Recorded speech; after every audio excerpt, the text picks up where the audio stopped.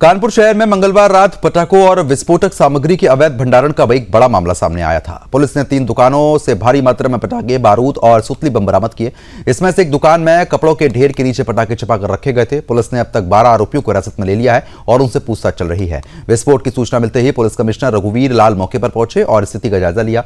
उन्होंने घटनास्थल पर पटाखे, अवशेष और विस्फोटक सामग्री बिखरी देखकर थाना पुलिस और LIU पर सख्त नाराजगी जताई।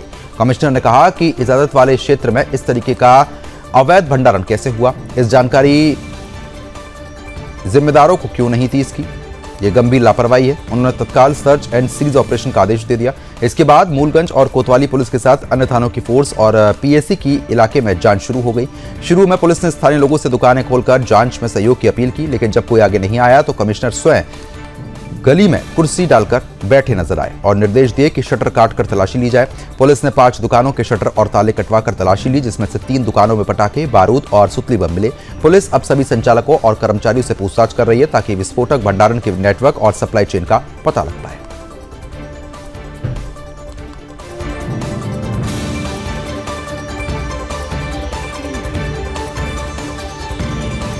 देख पा रहे हैं जहां पर कानपुर से जानकारी है और साफ तौर पर कमिश्नर ने सख्त आदेश दिए हैं। उनका यह कहना है कि इस तरीके की लापरवाही बिल्कुल बर्दाश्त नहीं होगी। पुलिस कर्मचारियों पर भी वो नाराजगी व्यक्त करते हुए नजर आए हैं।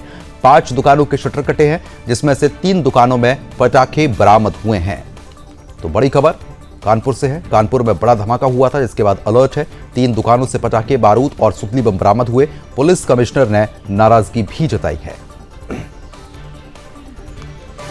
संवाददाता सुमित श्रीवास्तव हमारे साथ जुड़ चुके हैं इस मामले में अपडेट देने के लिए। सुमित, जिस तरीके से 3 दुकानों से पटाखे और बारूद बरामद कर लिया गया है और पुलिस कमिश्नर ने साफ तौर पर नाराजगी भी व्यक्त कर दी है कि इस तरीके की लापरवाही क्यों हुई है, क्या अपडेट है अभी? देखिए, आपको बता दूं कि कानपुर में जिस तरीके से धमाका हुआ है वो अपने आप में एक बहुत चिंता का विषय है, क्योंकि हिंदू त्योहार भी इस समय सामने आ रहा है। क्योंकि आपको बता दूं कि दिवाली के 12 दिन पहले ऐसी घटना अगर कानपुर जैसे शहर में होती है तो अपने आप में बहुत बड़ी बात है। क्योंकि आपको बता दें कि बुधवार को शाम के 7 बजे 2 स्कूटी पर बम धमाका होता है, जिसमें 8 लोग घायल हो जाते हैं। और धमाका छोटा मोटा नहीं होता है, वो इतना बड़ा धमाका था कि 500 मीटर तक की उसकी गूंज सुनाई दी थी और उसके ऊपर काफी बड़े बड़े धुएं के गुब्बार भी नजर आ रहे थे। आपको बता दें कि जो 8 लोग घायल थे उसमें 4 लोग गंभीर रूप से घायल है। तो आप इसको समझ सकते हैं कितना संवेदनशील इलाका रहा होगा जहां पे ये अवैध पटाखों की फैक्ट्रियां रही होगी, जिसमें ये धमाका हुआ होगा। जिस समय ये धमाका हुआ था वो मिस्री बाजार है कानपुर का। आपको बता दें कि मिस्री बाजार में उस समय सैकड़ों की संख्या में लोग अपनी मार्केटिंग कर रहे थे, अपने सामानों को खरीद रहे थे। वहां पे भीड़ भाड़ इलाका था।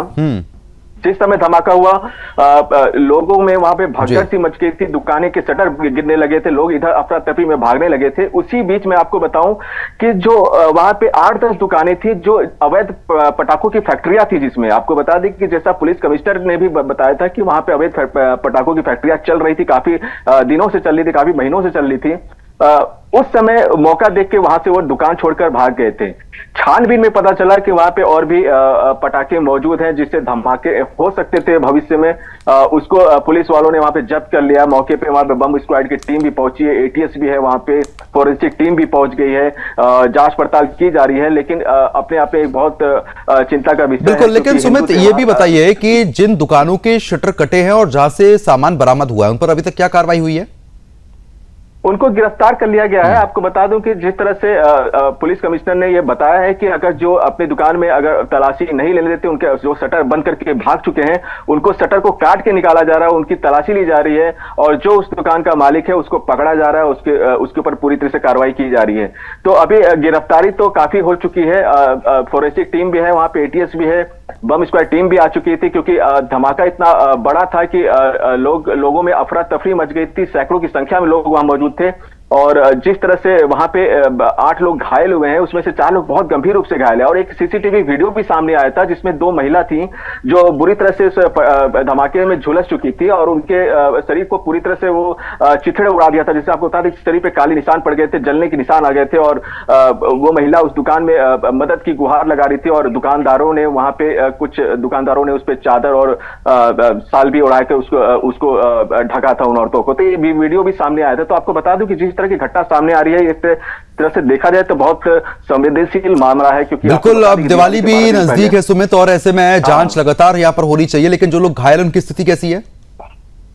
देखिए, 2 लोग जो घायल थे, 2 लोग को तुरंत प्राथमिक उपचार के बाद छुट्टी दे दी गई थी, लेकिन जो 4 लोग गंभीर रूप से घायल हैं उनको लखनऊ केजीएमयू में ट्रांसफर कर दिया गया है और यहाँ पे उनका इलाज जारी है और बाकी के जो 2 लोग हैं वहीं कानपुर के हॉस्पिटल में उनका इलाज चल रहा है। चलिए, तो ठीक है, देख सकते हैं कि बिल्कुल कहीं ना कहीं कार्रवाई यहाँ पर लगातार जारी है। बहुत बहुत शुक्रिया तमाम जानकारी हमारे साथ साझा करने के लिए। खबर पर आप नजर बनाए रखिएगा।